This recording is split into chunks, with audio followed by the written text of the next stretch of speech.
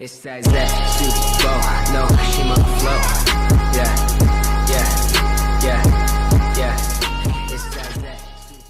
Eh bien bonjour tout le monde, aujourd'hui on se retrouve pour un tuto pour une recette de cuisine, la recette de la poutine à la crouch. Et vous allez voir que ce n'est pas bien compliqué, mais il y a beaucoup d'ingrédients. Il faudra donc 2 paquets de frites, on prend au four parce qu'on a la flemme de les mettre dans la friteuse, 2 paquets de cheddar râpé et un pot de sauce barbecue. Et là je sais ce que vous vous dites, mais il y a beaucoup trop d'ingrédients, ça va être très compliqué. Mais non, parce que regardez, c'est très simple. Vous prenez un plat, somme toute normal, comme vous pouvez le constater, il n'est pas truqué, vous pouvez vérifier. Il n'y a pas de trucage, il n'est pas un tour de magie de toute façon.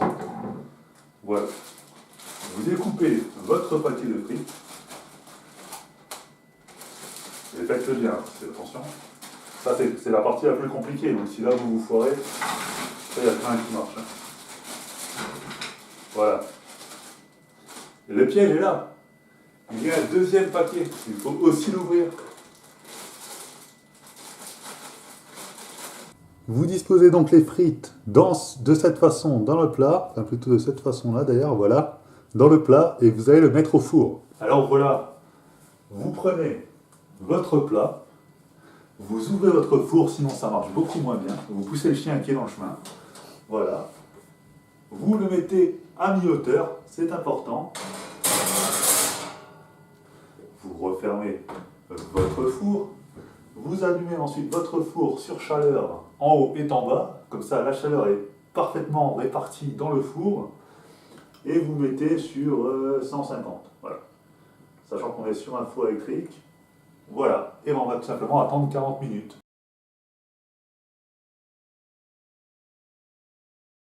Alors voilà, nous sommes partis pour l'étape suivante. Alors je sais que vous dites que 40 minutes, c'est très long pour des frites, mais c'est parce que moi, tout simplement, je mets à feu doux, comme vous avez pu le constater, comme ça, elle dort bien. Elle dort, pas elle dort, elle dort. Voilà.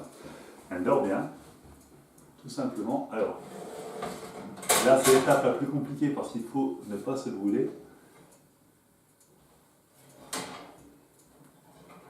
Chose pour laquelle je ne suis pas doué du tout, mais apparemment, j'y parviens. Vous posez donc vos frites. Et là, une nouvelle étape compliquée, il faut ouvrir les paquets de cheddar. Alors, il y a une ouverture facile, mais munissez-vous de ciseaux. Parce que les ciseaux, c'est toujours plus rapide, normalement, si ça coupe. Voilà.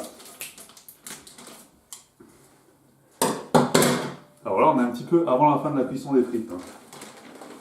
Bien entendu. On déverse le cheddar bien comme il faut sur les frites. Voilà. Vous pouvez constater déjà que le paquet est très beau. Voilà, vous voyez, ça donne cela. Mais attention, nous on rajoute un deuxième paquet de cheddar, comme nous sommes des amoureux de fromage. Le deuxième paquet, il faut également l'ouvrir, le piège est là. On essaye de ne pas en foutre partout. En tout cas, pas à côté du plat. Partout sur les frites, c'est une bonne idée. Voilà, on éparpille bien tout ça. On essaie de se laver les mains avant cette étape.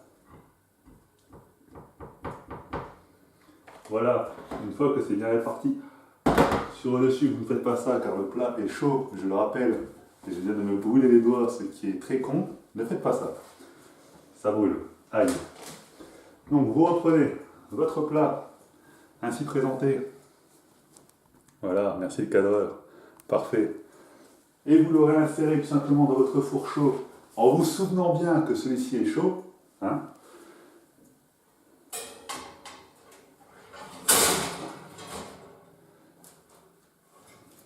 Voilà. On enfourne. Hop. On remet le chrono à peu près 5 minutes. Et on attend que ça fonde. Et bien voilà, grâce à la magie du montage, nous voici 5 minutes plus tard. Donc on se reprend nos petits gants, hein, tout simplement, parce que les gants c'est bien quand il fait froid, mais aussi quand c'est trop chaud. Tout à l'heure, on l'a oublié, ça brûle les doigts. Alors, tout simplement, on essaye de ne pas se brûler.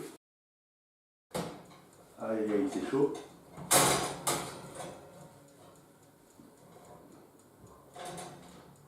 Voilà. Et regardez-moi ce beau plat. Est-ce que ça ne vous donne pas faim à vous? Eh bien moi, si. C'est pour cela qu'on garde une petite gant, c'est important. Et on va chercher le dernier ingrédient, qui est bien sûr la fameuse sauce barbecue. Vous ouvrez cette sauce barbecue et vous constatez bien que l'embout est trop petit.